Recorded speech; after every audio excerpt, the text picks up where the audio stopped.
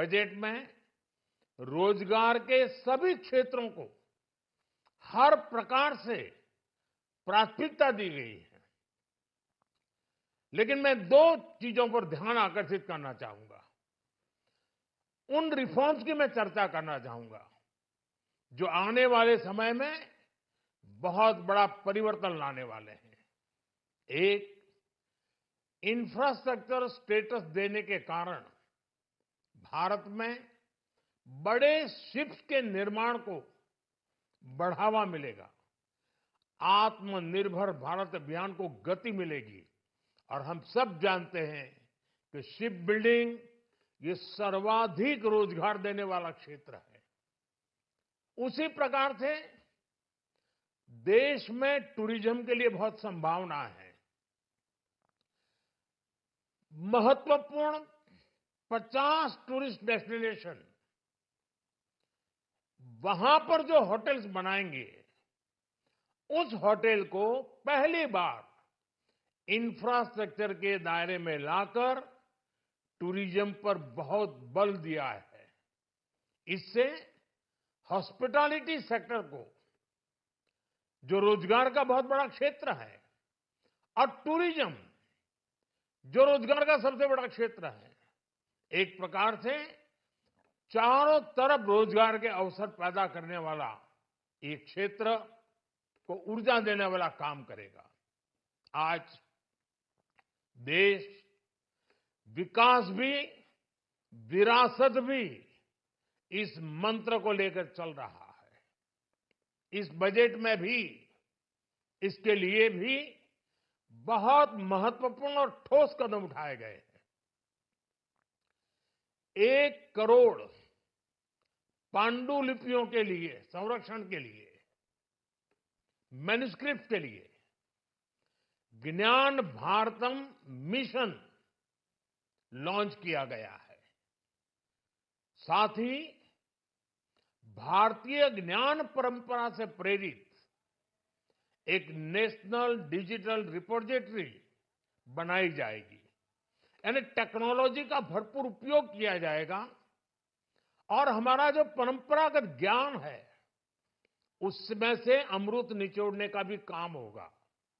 साथियों, बजट में किसानों के लिए जो घोषणा हुई है वो कृषि क्षेत्र और समूची ग्रामीण अर्थव्यवस्था में नई क्रांति का आधार बनेगी। पीएम धन धान्य कृषि योजना के तहत 100 जिलों में सिंचाई और इंफ्रास्ट्रक्चर का डेवलपमेंट होगा।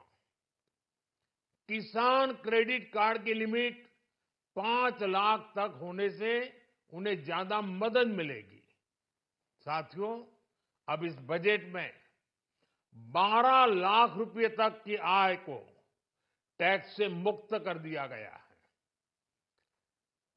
सभी आय वर्ग के लोगों के लिए टैक्स में भी कमी की गई है। इसका बहुत बड़ा फायदा हमारे मिडिल क्लास को,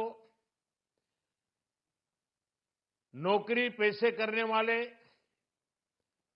जिनकी आय बंधी हुई है, ऐसे लोगों को, मिडिल क्लास को इससे बहुत बड़ा लाभ होने वाला है।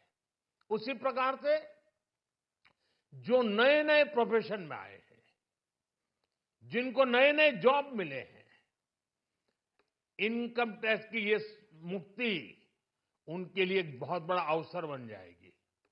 साथियों, इस बजट में मैन्युफैक्चरिंग पर 360 डिग्री फोकस है ताकि एंटरप्रेन्योर्स को, एमएसएमईज को, छोटे उद्यमियों को मजबूती मिले और नई जॉब पैदा हो। नेशनल मैन्युफैक्चरिंग मिशन से लेकर clean tech, leather, footwear, toy industry जैसे अनेक सेक्टर्स को विशेष समर्थन दिया गया है। लक्ष्य साफ है कि भारतीय प्रोडक्ट्स ग्लोबल मार्केट में अपनी चमक बिखेर सके। साथियों, राज्यों में इन्वेस्टमेंट का एक वाइब्रेंट कॉम्पिटिटिव माहौल बने, इस पर बजट में विशेष जोर दिया गया है। एमएसएमईज और स्टार्टअप के लिए क्रेडिट गारंटी को दोगुना करने की घोषणा भी हुई है।